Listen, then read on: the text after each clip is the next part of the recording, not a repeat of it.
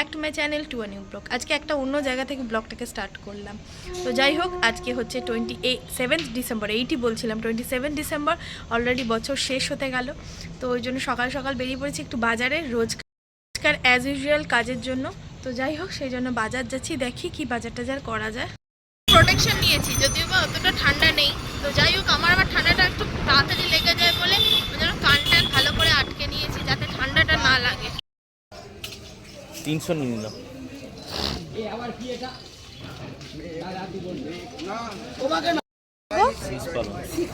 বাবা, এত বড় শীষ পালং!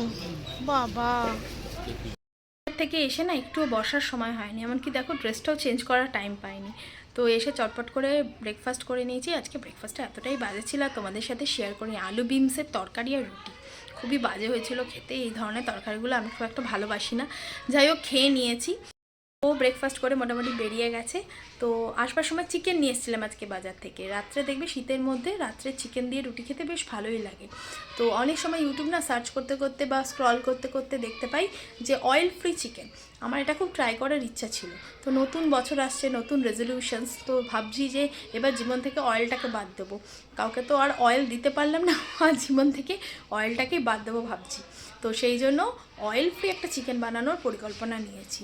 তো সেই জন্য চিকেনটা অলরেডি ধোয়া হয়ে গেছে, ম্যারিনেট করব আর তোমাদের সাথেও শেয়ার করব। যদি ঠিকঠাক হয় তোমরাও ট্রাই করতে পারো, যদি ভুলভাল হয় আর ট্রাই করে লাভ, আমি তোমাদের বলে নেবো। আমি মোটামুটি অনেস্ট রিভিউ দেবো। যদি খেতে খারাপ হয় না, ট্রাই করে লাভ নেই। আর আলু দেবো না, জানো তো, আলু ছাড়াই দেখেছি সব জায়গায় অয়েল ফ্রি চিকেনটা করেছে, কারণ আলুটা সাধারণত ভাজতে হয়, তাতে তো তেল লাগবে। তো সেই জন্য তেল ছাড়া চিকেন আজকে বানিয়ে তোমাদেরকে দেখাবো।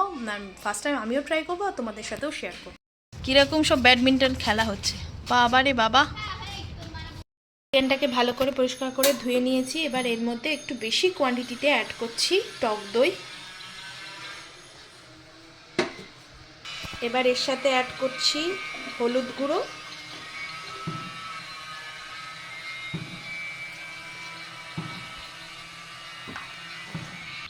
অ্যাড করছি কাশ্মীরি মির্চি,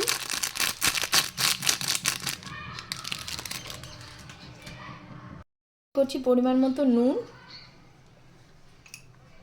এরকম গরম মশলা ভাজা হবে না, মানে গোটা গরম মশলা তেলে ভাজা হবে না, ওই জন্য একটু গুঁড়ো গরম মশলা 1 চামচ মতো অ্যাড করলাম। সাথে অ্যাড করে দেবো হচ্ছে কটা কাঁচা লঙ্কা, আমি একদম ভেঙে ভেঙে অ্যাড করছি। দেবো 1 চামচ মতো আদা রসুনের পেস্ট, আমি একসাথে আদা রসুন সব বেটে নিয়েছি। এবার ভালো করে সবটাকে মিশিয়ে নেব। চিকেনটাকে ভালো করে ম্যারিনেট করে এবার চাপা দিয়ে রেখে দেবো। এতে কিন্তু আমি 1 ফোঁটাও অয়েল ইউজ করিনি। ম্যারিনেট করে রেখে দিয়েছিলাম, দেখো বেশ ভালো লাগছে। ধরো তোমাদের এই রোদ্দুরের কাছটা নিয়ে গিয়ে দেখো, এই যে দেখো মোটামুটি বেশ ভালো গন্ধ বেরোচ্ছে কিন্তু। তো এবার এর মধ্যেই একটা পেঁয়াজকে কুচিয়ে দিয়ে দেবো, কারণ যেহেতু তেলে নাড়বো না কোনোটাই, ওই জন্য সব কিছু দিয়ে একবারে কড়াতে বসিয়ে দেবো। কম ইউজ করছি। এই যে দেখো, এটা হাফ পেঁয়াজ একটা আর একটা গোটা পেঁয়াজ দিচ্ছি। যে তোমার কাছে বড় পেঁয়াজ নেই, বড় পেঁয়াজ হলে একটাই দিতাম। 1.5 ঘন্টা মোটামুটি চিকেনটা ম্যারিনেট হচ্ছে। তো এবার এই পেঁয়াজটা কুচো করেছি, এবার এর মধ্যে থেকে ওপর থেকে ছড়িয়ে এর সাথে মিশিয়ে দেবো।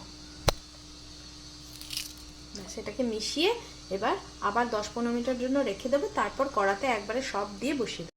মিশিয়ে মোটামুটি 10 মিনিট রেখে দিয়েছিলাম। এবার কড়াটা বসিয়ে দেবো। আর 1 ফোঁটাও তেল নেই। এই যে পুরো চিকেনটা যেটা ম্যারিনেট করা ছিল পুরোটাই ঢেলে দিলাম। সবটাই কড়াতে দিয়ে একটু ভালো করে আগে হাই ফ্লেমে একটু কষিয়ে নেব, তারপর চাপা দিয়ে একদম লো ফ্লেম করে দেবো। কষার পরে কিন্তু জল ছেড়েছে, এবার গ্যাসটা আস্তে করে চাপা দিয়ে দেবো। চিকেনটা থেকে কত জল বেরিয়েছে, আর তার সাথে দেখো কীরকম অয়েল রিলিজ করেছে। এই দেখো, আমি কিন্তু 1 ফোঁটাও তেল দিইনি। এই যে পুরোটাই হচ্ছে ওই জলের মধ্যেই। আরও কিছুক্ষণ পরে তোমাদের খুলে দেখাচ্ছি। এ দেখো, অনেকটা তেলও বেরিয়েছে, জলও বেরিয়েছে, আর চিকেনটা অনেকটা সেদ্ধ হয়ে এসেছে। আর একটু সেদ্ধ হবে, বেশ ভালো কিন্তু কালারটাও এসছে। কিন্তু খুব সুন্দর গন্ধ বেরিয়েছে। গরম মশলা গুঁড়োটা দেওয়ার জন্য না দারুণ গন্ধ বেরোচ্ছে।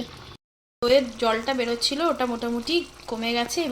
এর মধ্যে একটু অল্প করে জল অ্যাড করবো, কারণ বেশি জল দিলে ভালো লাগবে না, কারণ মশলাপাতি সবই কম আছে। আমি গরম জল অ্যাড করে দিয়েছি। এবার গ্যাসটা বন্ধ করে একটু চাপা দিয়ে চলে যাব 10 মিনিটের জন্য। তারপর এসে নামিয়ে নেবো। মোটামুটি চিকেন সেদ্ধ হয়ে গেছে।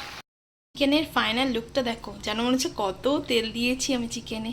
কি দারুণ দেখতে হয়েছে, গন্ধটাও দারুণ ছাড়ছে। একটু টেস্ট করে দেখলাম, খেতেও কিন্তু বেশ ভালো হয়েছে গো।